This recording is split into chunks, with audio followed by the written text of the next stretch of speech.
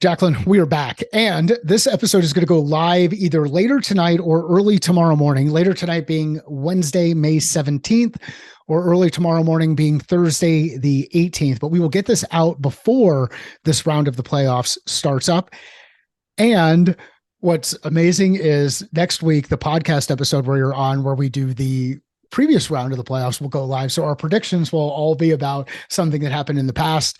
So anyhow, okay. Timing and post-production, but here we are. Are you excited about the conference finals? I am so excited about the conference finals, even though my team and your team are not in them. That's okay. We move forward, but I'm very excited about the conference finals. I went 1 for 3 in my first round predictions. It was a sad showing. I don't think I've ever done that badly. In retrospect, I see where I missed the mark in a couple. You were 2 for 2, so you beat me in round 2. But I say, the conference finals are going to be good. I'll say right off the bat, I don't think either series is going to be short. I don't think there's going to be any sweeps. I think the teams remaining are too darn good to be swept, even teams I don't like.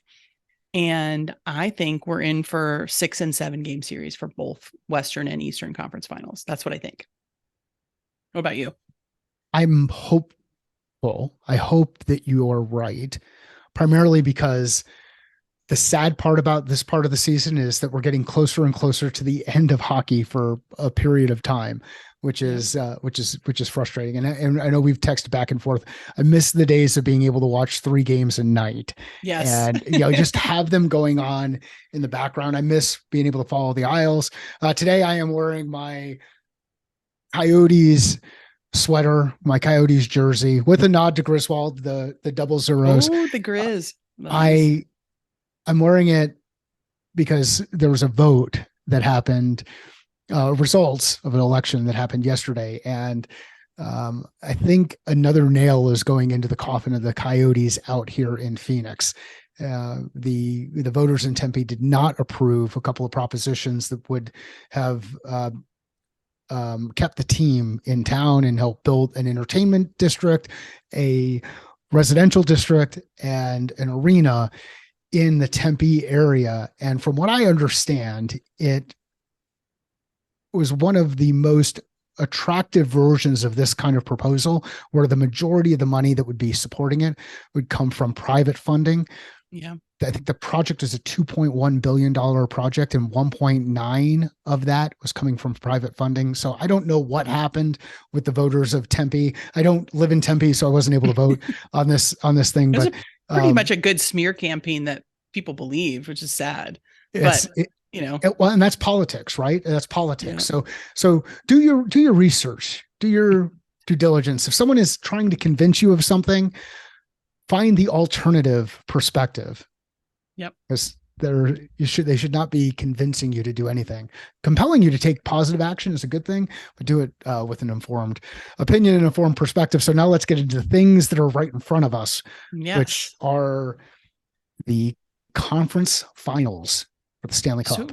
So what do you think in terms of my prediction that we're in for, I think, long series? Do you think that that's true, or do you think we could be surprised? So the series where I think we could be surprised most in is the Carolina Florida series, because I think both of them have strong goaltending, and either one of those teams could go on a run and could run off 4 wins in a row. So I wouldn't be shocked by it. I don't think it's likely, and I can't tell you who I think would do it. I was big on Toronto getting swept and really was so close in that actually happening. So, I think you've got a really, really good team in Florida that's playing with a lot of passion and has good goaltending. And I think you've got the same thing on the Carolina side with some strong leadership on the coaching side with Brenda Moore. Oh yeah. So if any of the series would be quick, I think it could be that one, but I don't know who wins it quick.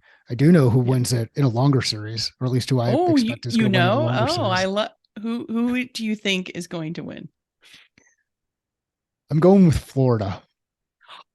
Really? I'm going with Florida, and I'm This going is with your heart pick. it's not a heart pick. It's It's a heart not. pick. It's a Oh, heart pick informed by watching some exciting play. So I'm going with Florida in 6. okay. I'm going Florida in 6. And I think what ends up happening is um, after the first 4 games are split, Florida squeaks one out in Carolina in game 5, and then wins game 6. If it goes 7, I don't know that Florida beats Carolina at home in game 7, but my Yeah. my pick is Florida in 6 in that series. And I think we've got 2 really good goaltenders. Oh, absolutely. Excellent goaltending. But I'm gonna say my prediction is that Carolina's gonna win in 6. And Okay. here's why. I think that what Florida has done has been amazing. They've been the underdog this whole time and they've lived up to it, and it's been amazing and fun. I think what you're going to see, though, is Carolina's always been really prepared for whoever their opponent's been, and they just sort of systematically break down whatever their opponent throws at them. They did it to you, sadly, with the Isles, right? So when the Islanders won their game, they were shining with what they're so good at. And then Carolina figured it out and broke it down. We saw the Chicago Blackhawks did this to the Anaheim Ducks in 2015. Carolina had a lot of help from the Yeah. referees in a 5-on-3 early in a game, but we're not going to dwell The on the one that you're past still bitter anymore. about. You're still bitter about that one. I love that you can remember the 5-on-3. I love it. No, I know. And that's, like I hate when the officials affect the outcome. I do not support that. And I give you your credit. You're right. I feel that the officials were not fair, especially in that game. But what I think is going to happen, I think Carolina is going to win it. My concern about Carolina right now is they've had a lot of rest. Rest is good and rest is bad. So it's great to have the rest, especially if you're going to, because Florida's hard hitting team. So if you have your rest, it's good, but you also can get a little rusty. So hopefully they've not gotten rusty. And my money's on Brent Burns and Shane Gostisbehere as far as the defensemen on the Carolina Hurricanes bench. That it doesn't get better than Brent Burns, in my opinion, unless it's Victor Hedman, but he's home right now watching. And hopefully he's watching our podcast. So I wouldn't that's be my surprised, prediction. and I wouldn't be surprised if Florida wins game 1. Oh, they might. Just because of that, and that's why I think they're going to split. I think they'll split the first 4.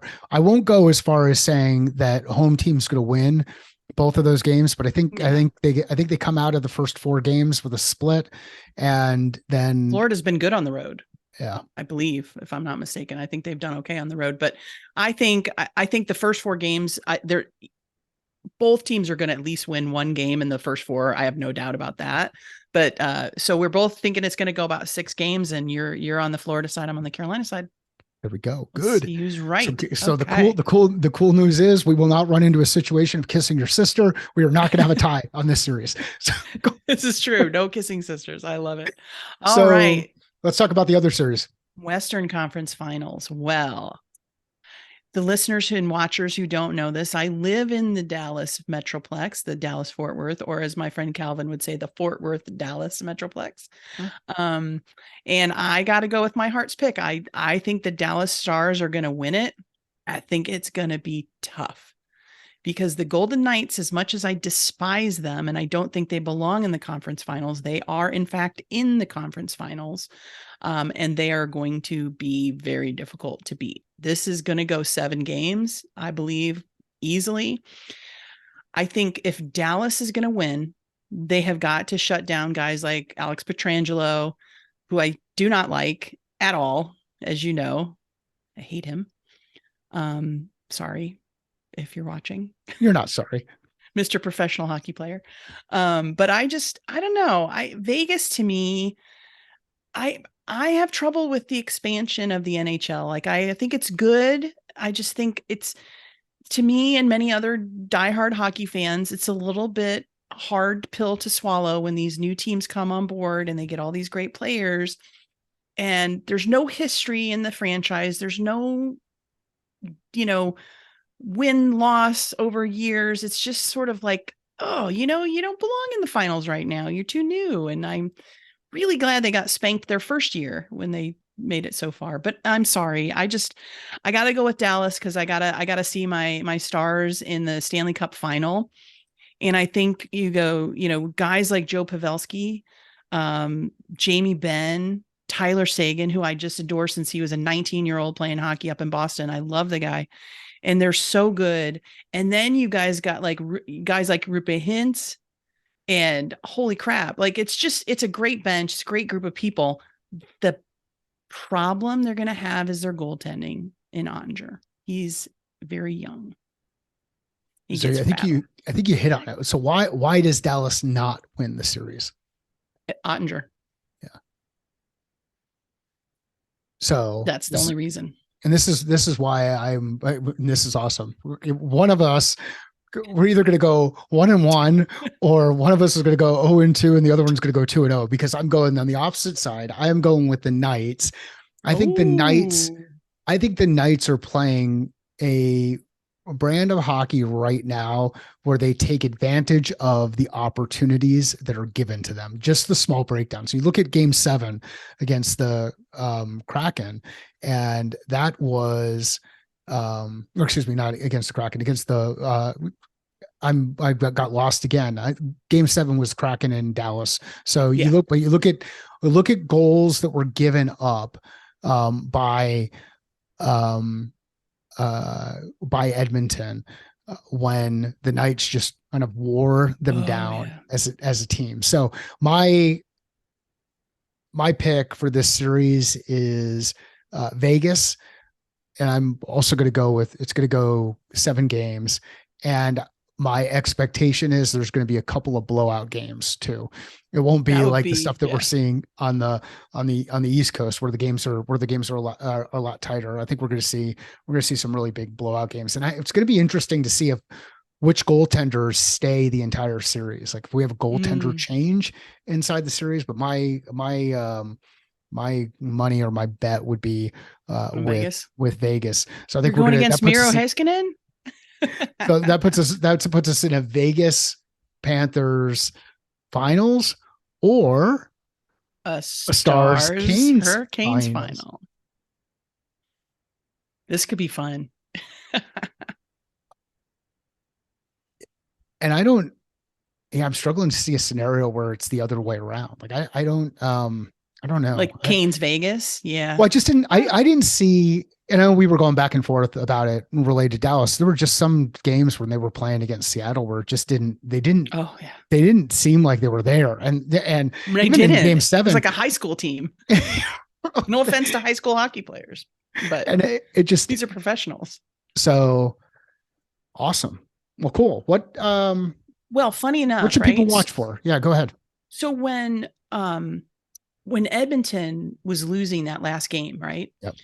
I'll never forget. I was watching the commentary, I think after the second period, maybe it was after the first. Mark Messier just reamed Edmonton. I don't know if you saw it, his breakdown. He had video. He was slowing it down, pointing out how they were out of position. He goes, anytime you could put an arrow through 3 players, you're done.